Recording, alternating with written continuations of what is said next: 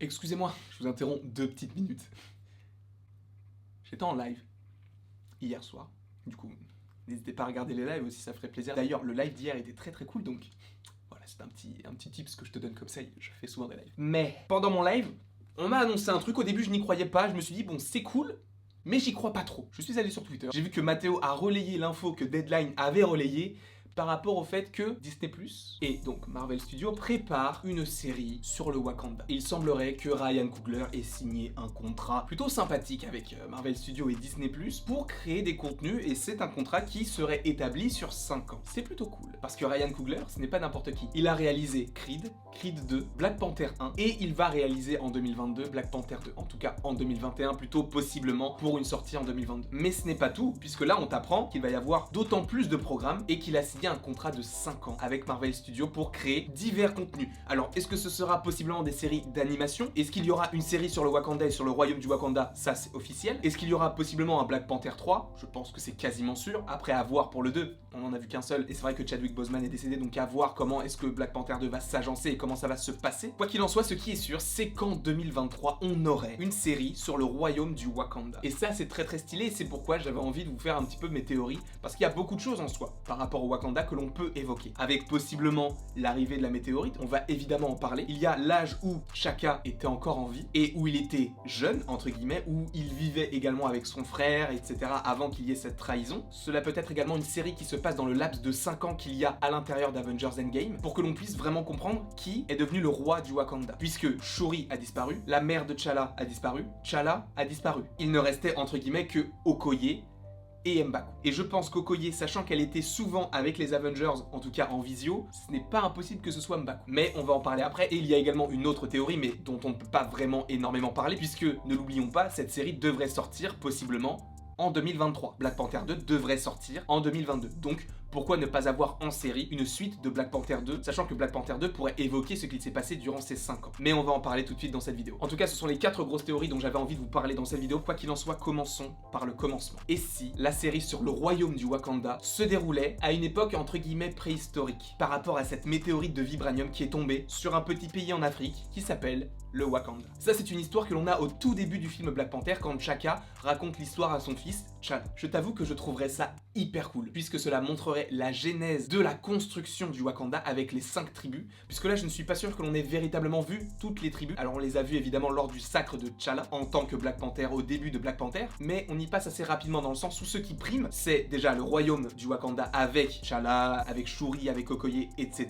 Ensuite, tu as la tribu de la Porte, et tu as également la tribu des Jabari avec M'Baku. Sauf que tu as d'autres tribus qui existent. Donc ce serait vraiment très intéressant de voir comment tout cela s'est agencé pour que l'on ait aujourd'hui le royaume du Wakanda. Est-ce que l'on aura tous les animaux qui représentent en fait ces différentes tribus? Et plus que ça, est-ce que l'on verrait totalement autre chose de ce que l'on a déjà vu dans Black Panther? Puisque je vous le rappelle, à la genèse du Wakanda, il y avait 5 tribus, mais on ne sait pas tout ce qu'il y a autour. On ne sait pas ce qu'il y a après le royaume et la montagne des Jabari. Il y a peut-être d'autres tribus et peut-être d'autres Herbekers que l'on n'a pas encore découvert, puisque c'est peut-être dans des endroits cachés ou je ne sais pas. Puisque je vous le rappelle, dans Black Panther, Killmonger fait brûler toute l'Herbecœur, ce qui fait que T'Challa est le dernier et sera le dernier Black Panther. Seulement, l'acteur est décédé, comme je vous l'ai dit et comme vous le savez sûrement, ce qui fait que aujourd'hui dans le MCU, personne n'a les pouvoirs de l'Herbecœur, puisque Killmonger lui a été tué dans la diégèse. Donc en conclusion par rapport à cette première idée, la série pourrait se passer au moment où la météorite tombe et au moment où on découvre quelle tribu va dominer en fait. Donc ça, c'est une première idée. Moi, l'idée que j'aime beaucoup aussi, c'est d'avoir un Black Panther mais en tant que T'Chaka. Vous allez me dire oui, mais T'Chaka il est vieux. Oui, mais avant d'être vieux,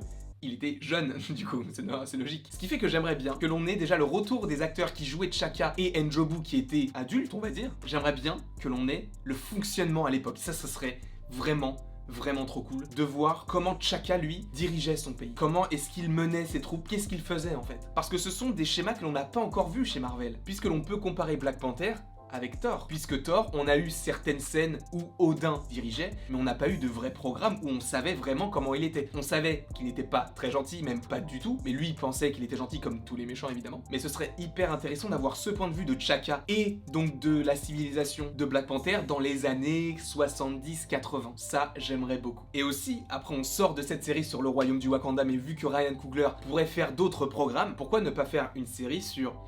je ne sais pas, l'entraînement de Killmonger. Comme ça, on retrouverait le personnage, on aurait vraiment une histoire, un background, même si on l'a déjà eu, mais là, vraiment un petit peu plus poussé sur son histoire à lui, sans avoir de retour avec le fait qu'il soit ressuscité par quoi que ce soit. Ça, j'aimerais beaucoup, mais ça, c'est annexe, on revient sur le royaume du Wakanda. Donc, ces deux idées peuvent être plausibles, je pense, après, à voir ce qu'ils vont faire. La troisième hypothèse que je vous propose dans cette vidéo serait que la série sur le Wakanda se déroule durant les 5 ans qui se sont déroulés entre guillemets dans l'ellipse d'Avengers Endgame. Comme je vous l'ai dit en préambule, on a Okoye qui semble agir avec les Avengers. Okoye ne peut pas être la reine du Wakanda, parce qu'elle est justement là pour le protéger. Celui qui serait le plus à même de protéger le Wakanda, c'est M'Baku. Et ça, ce serait énorme. Une série sur M'Baku, qui est le roi du Wakanda. Ça, moi j'adorerais. Parce que le personnage, je l'ai adoré. Il est bienveillant, il est gentil, il sait être dur, mais il a un très bon fond. Et c'est ce qui est bien et c'est ce que j'ai apprécié dans le film, c'est que M'Baku, dans les comics, c'est un méchant. Mais pourtant, ils ont réussi à bien le tourner et à faire en sorte qu'il reste dans le MCU, et moi j'adore. Donc pourquoi ne pas avoir le déroulé des 5 ans qui se sont déroulés dans Avengers Endgame? Moi, j'adorerais cette histoire, mais c'est vrai que par rapport au fait que la série sorte en 2023, cela va sûrement être évoqué dans Black Panther 2 en 2022, qui sort donc évidemment un an avant la série. Donc je pense que cette idée peut être évoquée dans Black Panther 2. Et justement, dans Black Panther 2, on pourrait se demander qui serait le nouveau roi. Est-ce que ce serait Shuri? Est-ce que ce serait M'Baku? Est-ce que ce serait un autre qui se proclame roi? Je pense que ça fera un petit peu doublon par rapport à l'histoire de Killmonger.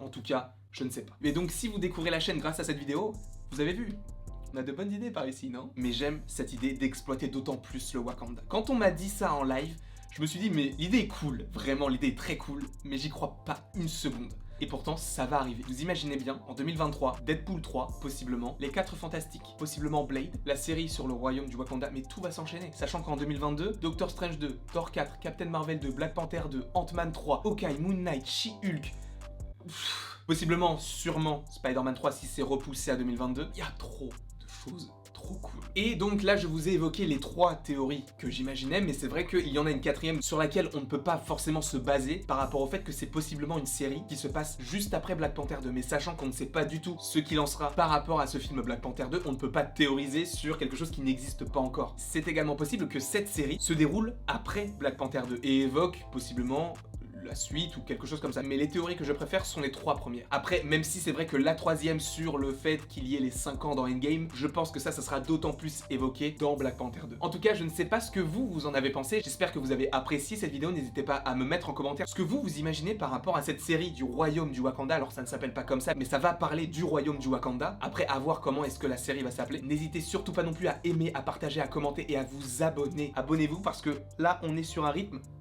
de croisière. Non, du coup. On est sur un bon rythme, on va dire. On est sur un bon rythme. Mais j'essaye de vous proposer énormément de contenu pour que vous puissiez un petit peu grignoter ce que vous voulez comme vidéo. Si vous n'avez pas envie de regarder cette vidéo, c'est pas grave, il y en a une autre qui sortira le lendemain ou il y en a une qui est sortie hier.